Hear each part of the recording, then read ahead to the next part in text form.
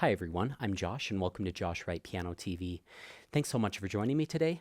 In today's video, I want to go over something called the finger touching exercise. This can help any pianists with small hands that are struggling to reach certain things or where passages just feel a little bit too spread out for comfort. And it can also help pianists with hands of any size to keep a more compact and relaxed position at the piano. Contrary to what you might think, this is not a rotational exercise, which can certainly alleviate a lot of tension on more spread out passages, but a little something I made up for a student years ago that I recently used with my student Ethan on this Scarlatti sonata in B minor.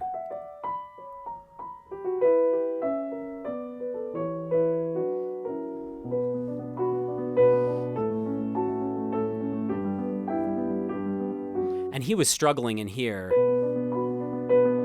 He's quite small and has very small hands, and he said, something feels just a little too stretchy and I'm having a hard time controlling the sound and making it really soft and even. Not rhythmically even, but rather even in terms of sound production, and I'd like some help.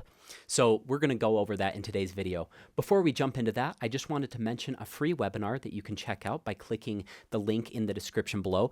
This goes over 25 strategies for note reading, reducing tension, memorizing, and stage fright. This is something I filmed a little earlier this year, and these are the 4 most common pain points that I've discovered that pianists ask about over the last 15 years of running this YouTube channel, and I hope those solutions in that video can help you. So make sure to check that out if you haven't already. Now, on to today's video. This finger touching exercise is very simple to understand. It feels a little weird when you first do it, and it's not a practical application exercise. I don't know if I said that correctly, but like you're not going to apply this in real time.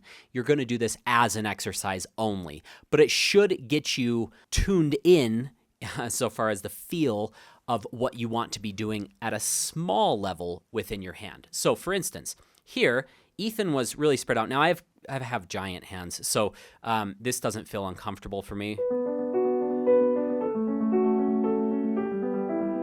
But it felt uncomfortable for him. That's something you have to do as a teacher. You have to adjust to your students' needs. You can't say, well, it's not hard for me, so I don't know why it's hard for you. A lot of bad teaching has, I've observed bad teaching. I won't name any names, but when the teacher said, why are you struggling with this? I don't struggle with that. It's like, you've got to get to the student's level and you've got to find solutions for them. So we found a solution. This was found many years ago. In the VIP Masterclass series, somebody asked about this, and I made up this exercise for them. I'll have a link for that in the description below as well. And this finger touching exercise basically helps you to keep a very compact hand position. So you go here, and then you stretch out to the B, and then you touch all your fingers together. And then you go to the D, and you touch all the fingers together. You do it on every note, even the close quarters notes, like meaning, you know, something that's right next to each other. You still want to do this. And this exercise is painfully slow and tedious. But once you start to lock into this, you can then do it to a lesser degree. So rather than coming all the way and touching all the fingers together, we're just going to leave the fingers open like this. But I'm not going to keep the hand all the way open like this. Because when you lock into a spread out hand position, especially if you have small hands. So if I had bigger hands and I was doing something more spread out for my hands, like I would want to apply these same concepts. So I'm going to come here, and then I'm going to come down to here, come down to here. So I'm not going to stay hovering over this pinky here. I'm going to come down and allow that pinky to collapse into the hand. And I might still overdo it just a little, just not touching all the fingers together.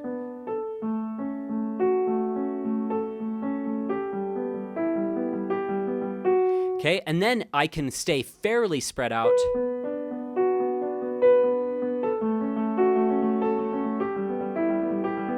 Something that just came to mind that I didn't have planned in this video, it would be this. I was teaching this earlier this morning to a student.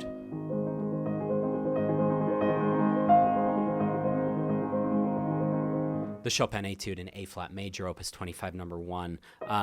You could use this, even though these aren't that big of jumps in here, touch, touch, touch, and then you can allow the hand to rotate in a circular way. Let's actually go over rotation for one moment, just in case this is your first video that you're watching of mine. I'm a big proponent of using 3 types of movement. Logan Skelton, my teacher at Michigan, always went over this. He's like, you can turn doorknobs really well, you can wave your hands really quickly like this, and you can hinge really quickly like that. You're really bad at doing this quickly, like wag your finger as quick as you can. It's quite slow compared to doing that. And so what you can do here, this is mostly that doorknob type, doorknob turning rotation. I don't ever use the proper terms. I've looked them up so many times. So I'm like, I need to use those in the videos. No one will ever remember it. I can't even remember it off the top of my head. So that's why I say doorknob turning rotation. Please excuse my lack of scholarly terminology here. So you can combine that doorknob turning rotation with allowing the hand to collapse in a little bit.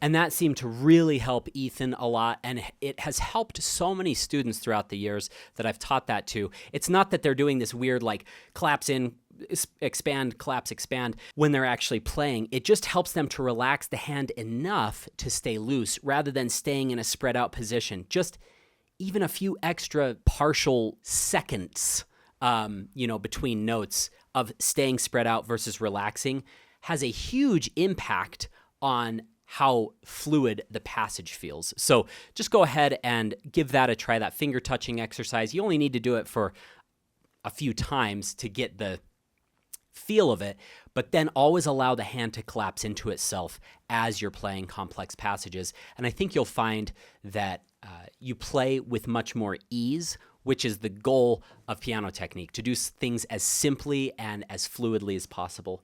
Thanks so much for joining me today. If you could do me a favor and hit that subscribe button and like this video, share it with a friend if you'd like. It helps when you subscribe and like. I know it's annoying for me to ask, but it helps to be spread out to more people using that annoying YouTube algorithm. So thank you so much for doing that.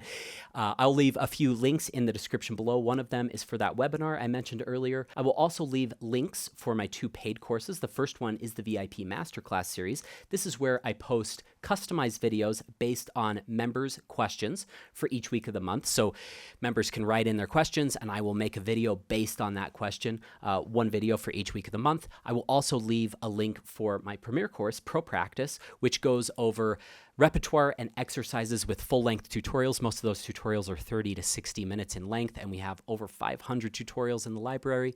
So that has grown a lot, and I continue to add to that each month. If you haven't checked those out, I would love to have you as part of the course. If you have any other questions, let me know. My email's josh@joshwrightpiano.com. Have a great week. Good luck in your practice sessions.